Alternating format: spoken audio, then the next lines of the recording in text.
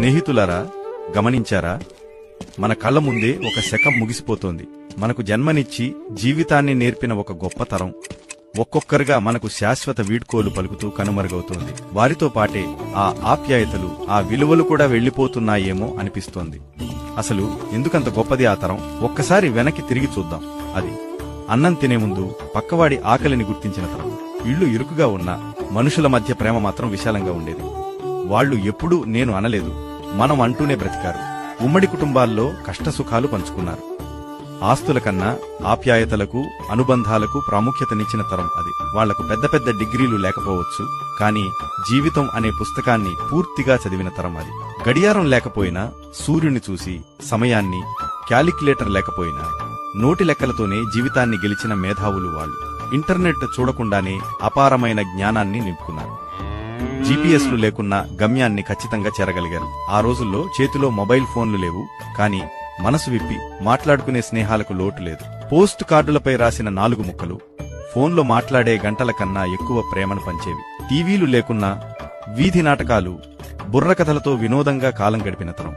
ఏసీలు, కూలర్లు లేకపోయినా ఆరుబయట మంచం వేసుకుని చల్లగాలిలో, జాబిల్లి వెలుగులో హాయిగా నిద్రపోయిన తరం అది. చేతిలో ఫోన్ లేదు, జేబులో ఎక్కువ డబ్బు లేదు, ఇంట్లో ఏసీలు లేవు. అయినా సరే ఆ తరం మనకంటే 100 ఏళ్లు ఆనందంగా, ఆరోగ్యంగా ఎలా బ్రతికింది? అసలు వారి రహస్యమేంటి? ఈ తరం వెళ్లిపోతే ఇక మనకు ప్రేమని పంచే చేతులు, కథలు చెప్పే గొంతులుండవు. మనం ఏం కోల్పోతున్నామో తెలుసా? జిమ్లతో పని లేకుండా బండెడు చాకిరీ చేసి చెమటను చిందించి 100 ఏళ్లు ఆరోగ్యంగా బతికారు. అందుకే వాళ్లకు ఈనాటి బీపీలు, షుగర్లు, హార్ట్ అటాక్లు, కార్పొరేట్ హాస్పిటల్స్ తెలియవు.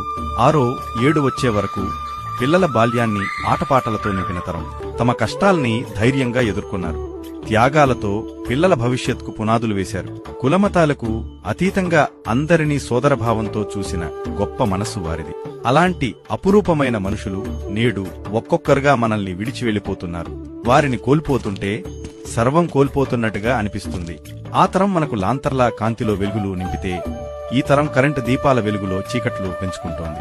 వెళ్లిపోతున్న ఆ తరం నుండి మనం ఆ ప్రేమను, ఆ విలువలను నేర్చుకోకపోతే మన భవిష్యత్తు అంధకారమే.